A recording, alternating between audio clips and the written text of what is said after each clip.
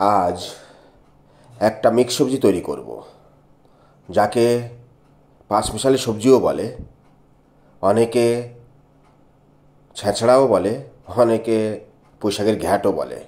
By the way, আমি বিতান, আপনারা দেখছেন রান্নার রূপকথা। আজ যে সবজিটা তৈরি করব তার কিছু উপকরণ আমি দেখাই আপনাদের। প্রথমত দুটো টমেটো কেটে নিয়েছি ফালি ফালি করে, আর সঙ্গে একটা পেঁয়াজ একটু বড় সাইজ করে কেটে নিয়েছি। আর এখানে ফুলকপি কেটে নুন জলে ভিজিয়ে রেখেছি, যদি কোনো পোকামাকড় থাকে সেটা বেরিয়ে যাওয়ার জন্য। আর এদিকে পুঁইশাক কেটেছি 1.5 ইঞ্চি মতো করে, আর কুমড়ো কেটেছি, সাথে সজনের ডাঁটা কেটেছি, আর ডাঁটা শাক কেটে নিয়েছি, আর দুটো আলু ছোট ছোট করে পিস করে নিয়েছি। আর এখানে আদা, রসুন এবং কাঁচা লঙ্কা পেস্ট করে নিয়েছি 4-5 চামচ। একটা স্পেশাল মশলা এই সবজির মধ্যে দেব, সেটা হলো 2 চামচ সাদা তিল এবং 2 চামচ কালো সর্ষে। আর সম্বরার জন্য আমি রেখেছি 4টে শুকনো লঙ্কা আর 2টো তেজপাতা। এবার চুলোটাকে আমি জ্বালিয়ে দিয়েছি অলরেডি, এবং একটা কড়াইও বসিয়ে দিয়েছি। কড়াইটা গরমও হয়েছে। এর মধ্যে আমি প্রথমত যে তিল আর সর্ষেটা নিয়েছিলাম সেটাকে হালকা করে একটু ভেজে নেব। এটাকে বেশি ভাজবেন না বন্ধুরা, একটু হালকা কালার চেঞ্জ হলেই এটাকে নামিয়ে আমি পেস্ট করে নেব ঠান্ডা করে। দেখুন, আমি হালকা করে এটাকে ভেজে নিচ্ছি। ভাজা হয়ে গেছে। এবার আমি একটা পাত্রে এটাকে রেখে দেবো ঠান্ডা হওয়ার জন্য। এবার কড়াইটা আবার বসিয়ে আমি প্রথমে সবজিগুলোকে একটু ফ্রাই করে নেব। তার জন্য আমি সাদা তেল ইউজ করব। আপনারা চাইলে সর্ষের তেলও ইউজ করতে পারেন, তবে ভাজাভাজিতে সাদা তেলটাই বেটার হয়। আমি কিছুটা পরিমাণে কড়াইতে তেল দিয়ে দিলাম। তেলটা গরম হলে তারপরে আমি প্রথমত শাক জাতীয় সবজিগুলো দেব। আর সবজিটা দেওয়ার আগে দেখুন একটা টিপস, সেটা হলো 1 চিমটা গরম তেলের মধ্যে হলুদ দিয়ে দিলে কি হয়, তেলটা চারিদিকে ছিটায় কম। আপনারা এই টিপসটা অ্যাপ্লাই করতে পারেন। এবার দেখুন, আমি পুঁইশাক বা সজনে ডাঁটা বা যে ডাঁটা শাকগুলো কেটে রেখেছিলাম সেগুলোকে আমি একসঙ্গে ভেজে নেব।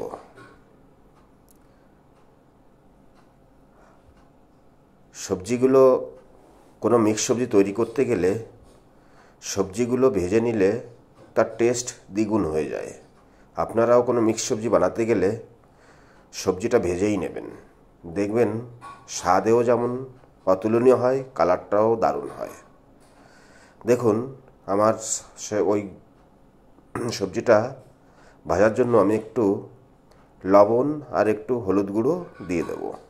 লবণটা এই জন্য দিলাম যে ডাঁটার মধ্যে একটু লবণটা গেলে ওটা খেতেও ভালো লাগে। তাই লবণটা আর একটু হলুদ দিয়ে আমি একটু নাড়িয়ে চাড়িয়ে ওটাকে ভেজে নিলাম 4-5 মিনিট ধরে। দেখুন, ওটা ভাজা হয়ে গেছে। আমি একটা পাত্রে এটাকে তুলে নিচ্ছি। ওটাকে তুলে আমি কিছুটা তেল আর একটু অ্যাড করব কড়াইতে। এইবার বাদবাকি যে সবজিটা রয়েছে সেটাকে আমি ভাজবো। আবার একটু হলুদ দিয়ে দেবো তেলের মধ্যে।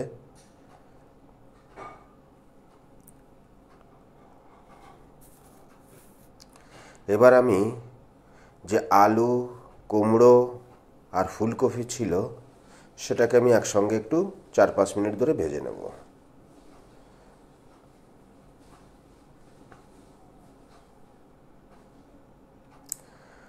এটাকে বেশ নাড়িয়ে চাড়িয়ে আমি একটু ভেজে নেব। ভেজে নিলে সবজির টেস্টটা অনেক পাল্টে যায়।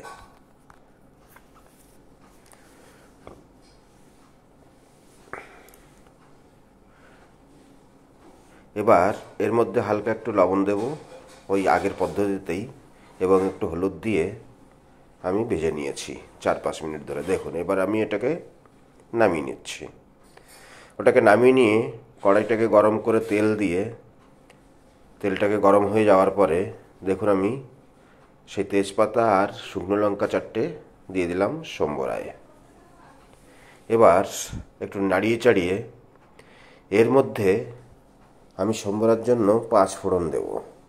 5 ফোড়নটা দিলে মিক্স সবজিতে টেস্টটা বা সুগন্ধটা ভালো লাগে, তাই আমি 1 চামচ মতন 5 ফোড়ন দিয়ে গ্যাসের ওভেনটাকে একটু লো করে এইবার এর মধ্যে যে পেঁয়াজটা আমি কেটে রেখেছিলাম সেই পেঁয়াজটা দিয়ে দিলাম। এবার এই পেঁয়াজটাকে একটু নাড়িয়ে চাড়িয়ে হালকা ফ্রাই করে তারপরে আমি টমেটোটাকে দেব। আর পেঁয়াজটা আমি একটু বড় করেই কেটেছি। বড় করে কাটলে মিক্স সবজিতে দেখতেও ভালো লাগে এবং খেতেও ভালো লাগে, ওটা দাঁতে যখন পড়ে। দেখুন পেঁয়াজটা আমার হালকা ফ্রাই হয়ে গেছে। এর উপরে আমি টমেটো দুটো যে কেটে রেখেছিলাম সেটাকে দিয়ে দেব।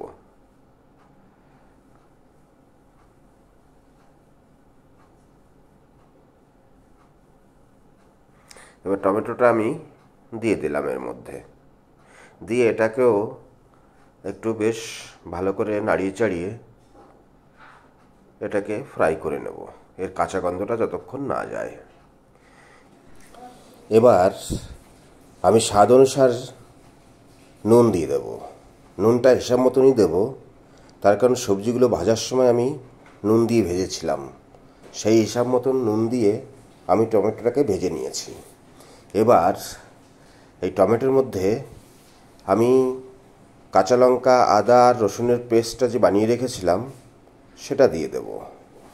এই পেস্টটা দিয়েও 5-6 মিনিট ধরে আমি বেশ ভালো করে এটাকে ফ্রাই করে নেব, যতক্ষণের কাঁচা গন্ধ না যায়। দেখুন বন্ধুরা, 5-6 মিনিট ধরে ভাজছি, আমার মশলা থেকে কাঁচা গন্ধ বেরিয়ে গেছে। এবার এর উপরে একটু গুঁড়ো মশলা অ্যাপ্লাই করব। প্রথমত 1 চামচ জিরে পাউডার দেব। জিরে পাউডার দেওয়ার পরে এবার 1 চামচ হলুদ গুঁড়ো দেব। হলুদ গুঁড়ো দেওয়ার পরে এবার 1 চামচ ধনের পাউডার দেব। এই গুঁড়ো মশলাগুলো দিয়ে লো ফ্লেমে একটু আমি ভেজে নেব। আর ভাজার সময় আমি একটু জল দিয়ে নেব, যাতে গুঁড়ো মশলাগুলো পুড়ে না যায়। এইভাবে আপনারাও একটু জল মিলিয়ে মশলাগুলোকে বেশ ভেজে নেবেন বা কষিয়ে নেবেন। আমি 3-4 মিনিট ধরে মশলাটাকে কষাবো, যতক্ষণ মশলা তেল না ছাড়ে। দেখুন বন্ধুরা, মশলা থেকে তেল ছেড়ে দিয়েছি অলরেডি। এই পর্যায়ে আমি সবজিগুলোকে এর সঙ্গে অ্যাড করব। প্রথমত আলু, ফুলকপি এবং কুমড়োটাকে দিয়ে দিলাম। এটাকে দিয়ে একটু নাড়িয়ে চাড়িয়ে তারপরে বাদবাকি যে সবজিগুলো রয়েছে সেটাকেও দেব।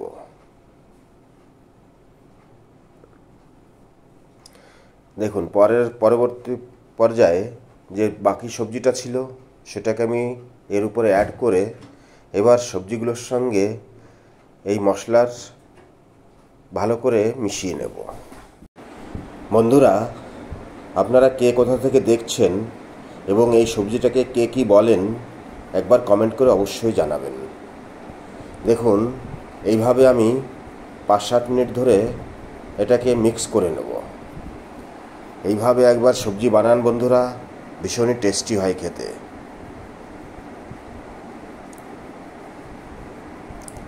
দেখুন, এটা মিক্স করে নিয়েছি ভালো করে। এবার এর মধ্যে আমি যে তিল আর সর্ষের পেস্টটা বানিয়ে নিয়েছিলাম সেই পেস্টটাকে অ্যাড করব। আর এটা অ্যাড করার পরে আমি বেশিক্ষণ একে জ্বালাবো না, 2-3 মিনিট ধরে আমি একে একটু মিক্স করে নেব সব সবজির মধ্যে। কেননা আমি এটাকে হাফ ফ্রাই করেই নিয়েছিলাম, ওই জন্য বেশি জ্বালানোর কোনো দরকার নেই। বন্ধুরা, আমার ভিডিওটি যদি ভালো লাগে আপনারা লাইক করবেন, শেয়ার করবেন এবং আমার চ্যানেলটাকে অবশ্যই সাবস্ক্রাইব করবেন। এইভাবে বানান বন্ধুরা, ভীষণ সুন্দর টেস্ট হয় মিক্স সবজিতে। একবার তিল আর সর্ষে দিয়ে অবশ্যই বানাবেন। দেখুন, এটা আমার মিক্স হয়ে গেছে। এবার আমি এর মধ্যে 1 গ্লাস জল অ্যাড করব। মিক্স সবজিতে আমি জল বেশি দেব না, তার কারণ সবজিগুলো হাফ ফ্রাই তো করেই নিয়েছিলাম, তাতে হাফ সিদ্ধ হয়েও আছে, ওই জন্য জল বেশি প্রয়োজন হবে না। আমি 1 গ্লাসই জল দিলাম। 1 গ্লাস জল দেওয়ার পরে 1 চামচ মতন আমি চিনি অ্যাড করলাম। চিনিটা দেওয়ার উদ্দেশ্য বন্ধুরা, মিক্স সবজিতে একটু চিনি অ্যাড করলে স্বাদ দারুণ হয় এবং দেখতেও সুন্দর লাগে, সবজির কালারটাও দারুণ আসে। চিনিটাকে এইভাবে পুরো সবজিতে মিলিয়ে নিয়ে আমি এবার এটাকে 5 মিনিট মতো ঢাকা দিয়ে পাকিয়ে নেব। এবার ঢাকনটা দেখুন, আমি দিয়ে 5 মিনিট পরে আসছি। দেখুন বন্ধুরা, কি দারুণ কালার এসছে। আমার সবজি রেডি হয়ে গেছে। আমি এবার সবজিটাকে নামিয়ে নেব। আপনাদের সবাইকে ধন্যবাদ জানাই আমার পুরো ভিডিওটা দেখার জন্য। সাথে থাকবেন, ভালো থাকবেন। ধন্যবাদ বন্ধুরা।